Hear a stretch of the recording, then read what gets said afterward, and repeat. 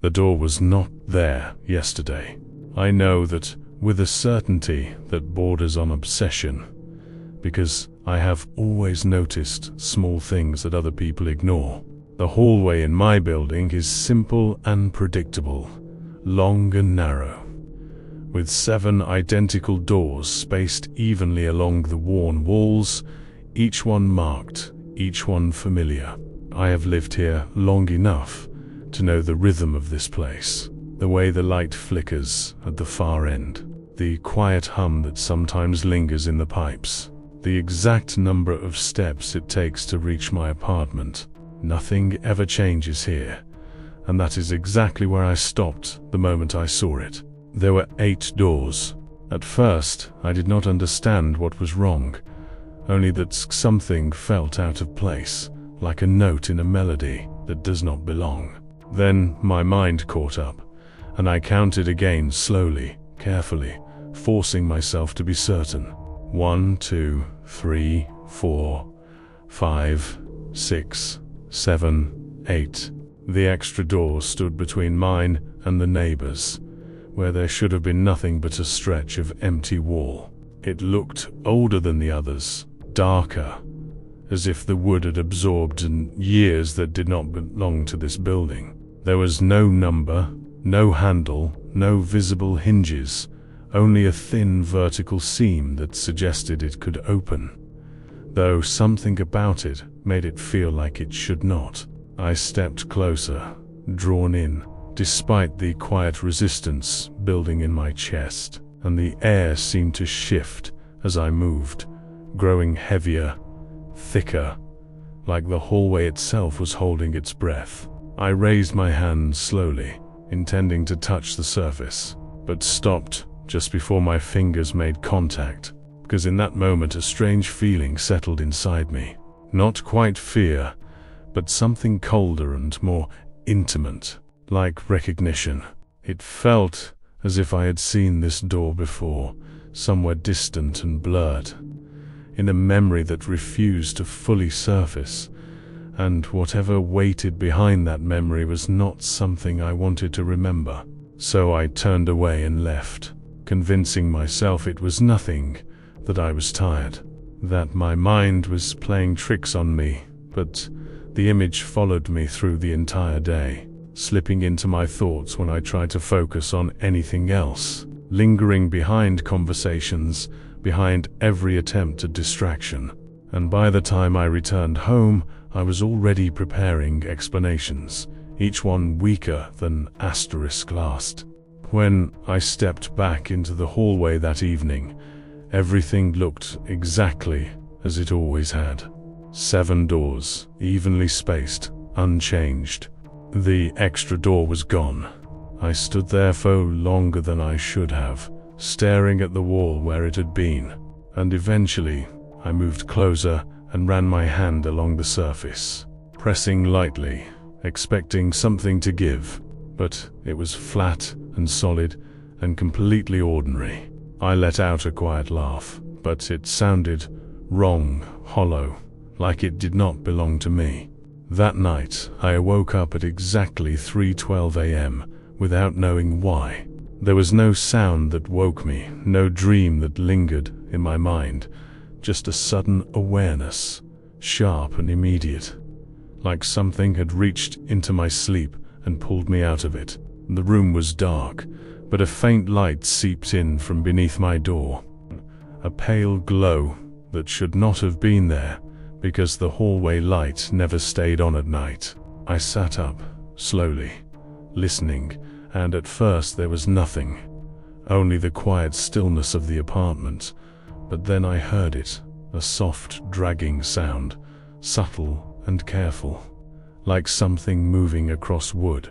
It came from the hallway, just outside my door, and it moved slowly, deliberately, as if whatever was making it was taking its time. The sound grew slightly louder, closer, and then it stopped. The silence that followed felt complete, suffocating, pressing in from all sides, and then there was a knock.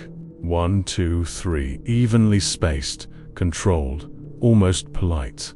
My throat felt dry as I forced out a quiet hello, but there was no response, not immediately.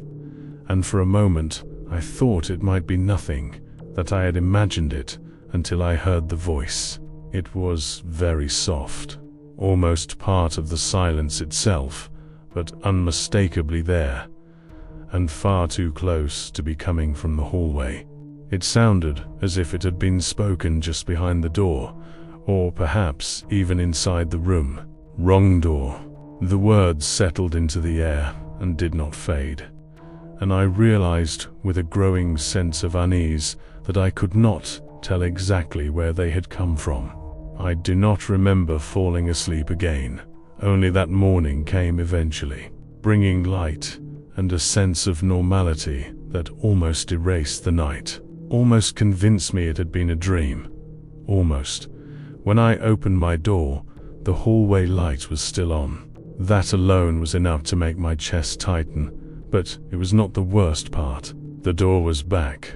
It stood in the same place as before, dark and still, but this time there was a number carved into the wood. 3B, my number. I turned around immediately, my real door still behind me, clearly marked 3B as it had always been, and for a moment I simply stood there, caught between the two, unable to fully process what I was seeing. 2 doors, same number, same place, and a growing certainty that something was very wrong. I stepped toward the new door despite the fear building in my chest, because something else was there too, something pulling me forward, something familiar. I knocked once, then again, and when there was no response, I leaned closer, and that is when I heard it, breathing. Slow, steady, patient, as if it had been waiting for me. I stepped back immediately, my pulse quickening, and returned to my apartment, locking the door behind me, but the sense of unease did not fade. It stayed with me, growing stronger with each passing minute, until I could no longer ignore it. Later, when I checked again, the hallway was empty, normal, unchanged. But the wall where the door had been was no longer smooth. Thin marks ran along the surface, vertical and uneven, like something had been pressing from the other side, trying to break through. That night, I did not sleep.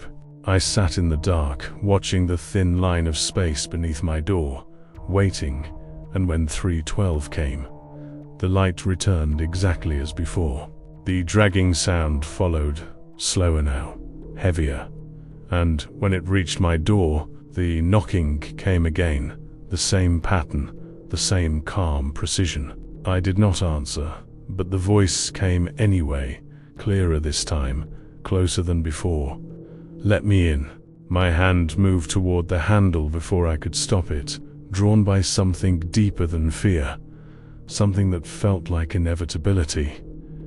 And before I realized what I was doing, I opened the door.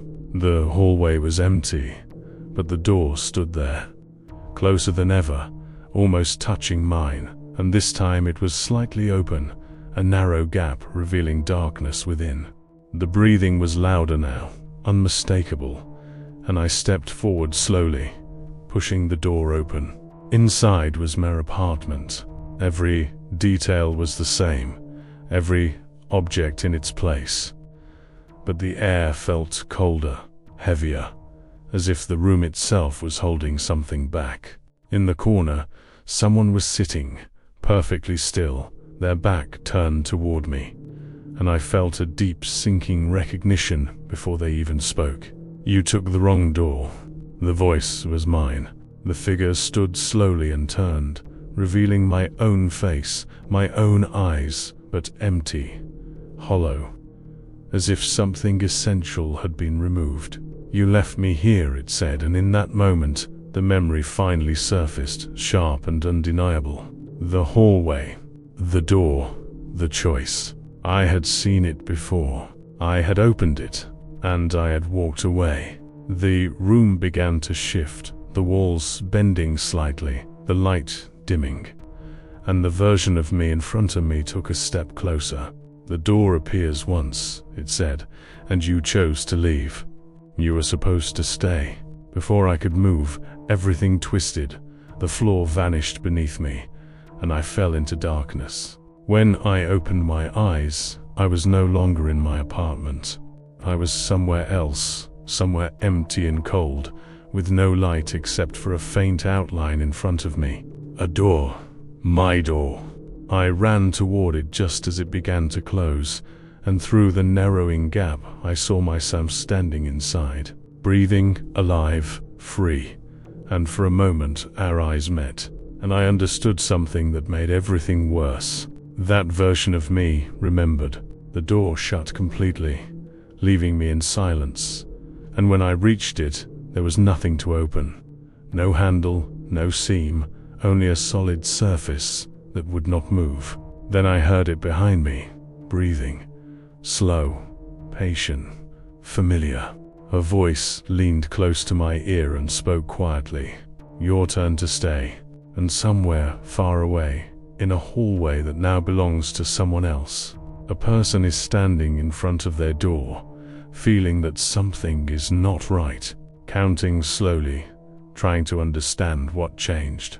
And when they count again, more carefully this time, they realize the truth too late. There are 8 doors. Subscribe for more content.